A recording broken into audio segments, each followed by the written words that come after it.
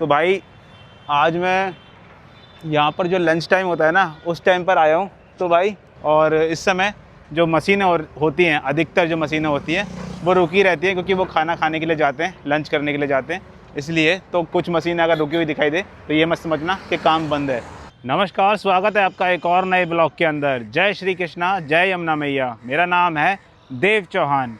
आज मेरे भाइयों की बहुत ज़्यादा डिमांड आ रही थी कि भाई गाज़ीपुर लैंडफिल दिखाइए, तो आज हम आ चुके हैं गाज़ीपुर लैंडफिल के पास में। ये मेरे साइड में गाज़ीपुर लैंडफिल है और यहाँ की मैं आपको सारी इन्फॉर्मेशन दूंगा। मैंने तकरीबन यहाँ पर 1-1.5 महीने पहले आपको वीडियो बना के बताया था यहाँ पर किस तरीके का माहौल था और कैसी स्थिति, कैसा दिखाई दे रहा था गाज़ीपुर लैंडफिल। तो 1 से 1.5 महीने बाद मैं दोबारा यहाँ पर आ रहा हूँ और यहाँ पर मैं आपको तकरीबन 2 महीने की पूरी अपडेट दूंगा कि पिछले महीने और इस महीने का पूरा कितना यहाँ से लैंडफिल खाली हुआ है, यहाँ पर कितनी मशीनें नई ऐड हुई हैं और क्या यहाँ पर नया जो काम है वो होने वाला है और किस प्रकार की स्थिति है। तमाम इन्फॉर्मेशन मैं आज आपको देने का प्रयास करूँगा। तो भाई प्लीज़ वीडियो को लाइक ज़रूर कर देना, क्योंकि इस जगह पर खड़े होकर आपको इन्फॉर्मेशन देना बहुत टफ़ होता है यार, बहुत टफ़ होता है। क्योंकि गाज़ीपुर लैंडफिल, सच बोल रहा हूँ, जान निकाल देगा। अगर जो यहाँ पे रहते हैं यार वो तो शायद हैबिचुअल हो चुके हैं, लेकिन यार हम लोग यहाँ पे रहते नहीं है, तो यहाँ पर आकर अपडेट देना बहुत डिफ़िकल्ट हो जाता है। और प्लस यहाँ पर ड्रोन उड़ाना था वो उससे भी ज़्यादा डिफ़िकल्ट होता है, क्योंकि यहाँ की चीज़ें जो होती है ना बहुत ज़्यादा अटैक करती है। तो लाइक ज़रूर कर दिया करिए ताकि मेरा मोटिवेशन बना रहे। चलिए शुरू करते हैं अपने इस व्लॉग को और दिखाते हैं आपको गाज़ीपुर लैंडफिल। दिल्ली का गाज़ीपुर लैंडफिल, जो कभी कचरे के 65 मीटर ऊंचे पहाड़ के रूप में पहचाना जाता था, अब पर्यावरण और सुधार तकनीकी बदलाव के एक नए दौर से गुजर रहा है। अप्रैल 2026 के ड्रोन मैपिंग सर्वे के अनुसार यहाँ 67.81 lakh metric tonne legacy waste यानी पुराना कचरा मौजूद था, लेकिन जून 2026 के अंत तक बायोमाइनिंग तकनीक के जरिए 3.39 लाख मीट्रिक टन कचरे का सफल निस्तारण किया जा चुका है, जिससे कुल कचरा घटकर 66.68 लाख मीट्रिक टन रह गया है। इस अभियान के तहत अब तक 20 एकड़ भूमि को पूरी तरह से रिक्लेम यानी कचरा मुक्त किया जा चुका है। गाज़ीपुर लैंडफिल पर जो ट्रोमेल मशीनें हैं अभी उनकी संख्या तकरीबन 20 से 24 के करीब है, जिसकी संख्या को अभी धीरे धीरे करके बढ़ाया जा रहा है। तकनीकी दृष्टिकोण से यहाँ कचरे के निस्तारण के लिए 28 हाई कैपेसिटी ट्रोमेल मशीनें 24 घंटे निरंतर कार्य कर रही हैं। बायोमाइनिंग प्रक्रिया में कचरे को 3 मुख्य घटकों में विभाजित किया जाता है। पहला, इनर्ट मटेरियल, जो बायोमाइनिंग का लगभग 60 से 65% हिस्सा होता है। दूसरा, RDF, रिफ्यूज डेराइव्ड फ्यूल, ज्वलनशील प्लास्टिक व कपड़ा। तीसरा, CND वेस्ट, कंस्ट्रक्शन व डेमोलिशन मलबा।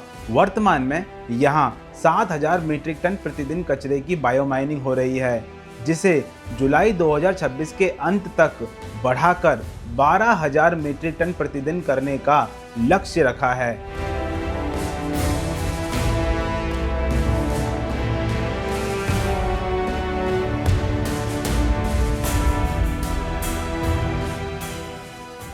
और यहाँ पर हाई कैपेसिटी स्कैल्पर मशीन्स जो हैं उसकी संख्या को और बढ़ाया जा रहा है, ताकि यहाँ पर जो प्रतिदिन क्षमता जो बढ़ाई जा रही है उसको तेज़ गति से किया जा सके। यहाँ पर आप देख रहे होंगे अभी किस प्रकार का गाज़ीपुर लैंडफिल का ये पहाड़ जो है वो दिखाई दे रहा है। बायोमाइनिंग के बाद निकले इनर्ट मटेरियल को साइट पर जमा होने से रोकने के लिए एक मजबूत लॉजिस्टिक नेटवर्क तैयार किया गया है। प्रतिदिन 200 से 250 ट्रक के फेरे लगाकर इस इनर्ट वेस्ट को 23 किलोमीटर दूर NTPC इको पार्क तथा NHI की सड़क निर्माण परियोजनाओं में भेजा जा रहा है। प्रोसेसिंग क्षमता 12000 MT होने पर ट्रकों के फेरों को बढ़ाकर 350 से 400 प्रतिदिन किया जाएगा। गाज़ीपुर लैंडफिल में मेनली जो प्रॉब्लम आती है वो डेली का जो वेस्ट यहाँ पर डंप किया जाता है। ऐसे जैसे मैंने आपको लगातार बताते आ रहा हूँ, जो डेली का यहाँ पर जो कचरा है वो डंप किया जाता है, उसके कारण यहाँ पर बहुत ज़्यादा दिक्कत आती है, क्योंकि डेली कचरा डंप हो जाता है और फिर प्रोसेस भी करना पड़ता है, तो बहुत ज़्यादा दिक्कत होती है, जिसके कारण अब यहाँ पर जो वेस्ट टू एनर्जी प्लांट है उसकी क्षमता को बढ़ाया जा रहा है। लैंडफिल पर नए कचरे का भार रोकने के लिए जीरो फ्रेश वेस्ट मॉडल लागू किया गया है। मुक्त कराई गई 20 एकड़ जमीन पर 2000 MTPD क्षमता का नया WTE प्लांट प्रस्तावित है, जो कचरे को बिजली में बदलेगा। दूसरा, कंप्रेस्ड बायोगैस यानी CBG प्लांट IGL के सहयोग से 10 एकड़ में 350 TPD क्षमता का बायो CNG प्लांट स्थापित हो रहा है। तीसरा, डेयरी वेस्ट प्लांट 300 टीपीडी क्षमता का प्लांट मवेशियों के गोबर को प्रोसेस कर नालों और लैंडफिल में इसके जमाव को रोकेगा।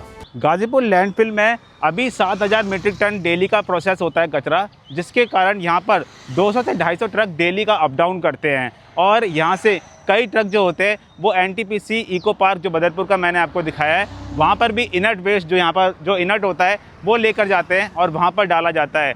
अब यहाँ पर एक और चीज़ करी जा रही है, जब यहाँ पर क्षमता बढ़ जाएगी, यानी कि 7000 से 12000 क्षमता हो जाएगी डेली का प्रोसेस करने की, तब यहाँ पर 300 से 350 ट्रक डेली आएंगे और वो इनर्ट जो वेस्ट होगा उसको लेकर जो अलग अलग जगह एनएचआई के प्रोजेक्ट्स पे और जो एनटीपीसी इको पार्क है, इसी प्रकार के जो जलमग्न एरिया होते हैं जहाँ पर जल भराव हो जाता है, उन जगहों को भरने के लिए उन जगहों पर इस इनर्ट का यूज़ किया जाएगा। मानसून के दौरान भूस्खलन, नमी और जहरीले पानी को रोकने के लिए वैज्ञानिक उपाय लागू किए गए हैं।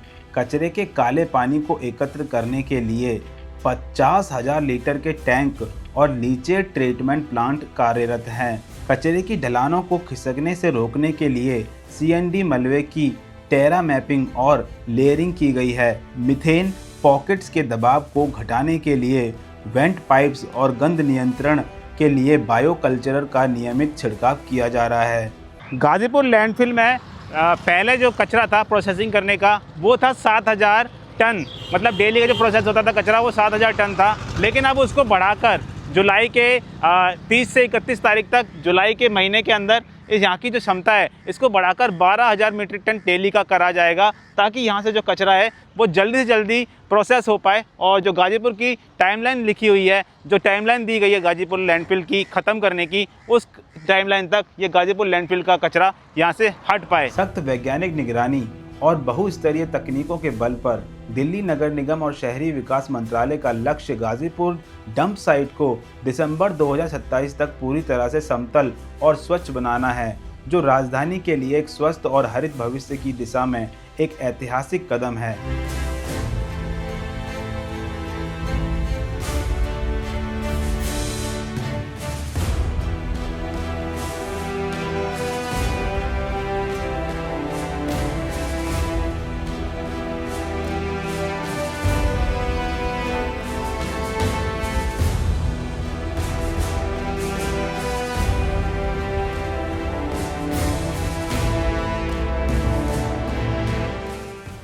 तो भाई ये था तमाम इन्फॉर्मेशन मैंने आपको देने का प्रयास करा। गाजीपुर लैंडफिल की अभी स्थिति कैसी है, क्या यहाँ पे नया होने वाला है, और जो यहाँ का जो वातावरण है वो आपको बताने का प्रयास करा, किस प्रकार से इस प्रोसेस किया जा रहा है, सारा कुछ मैंने आपको आज बताने का प्रयास करा।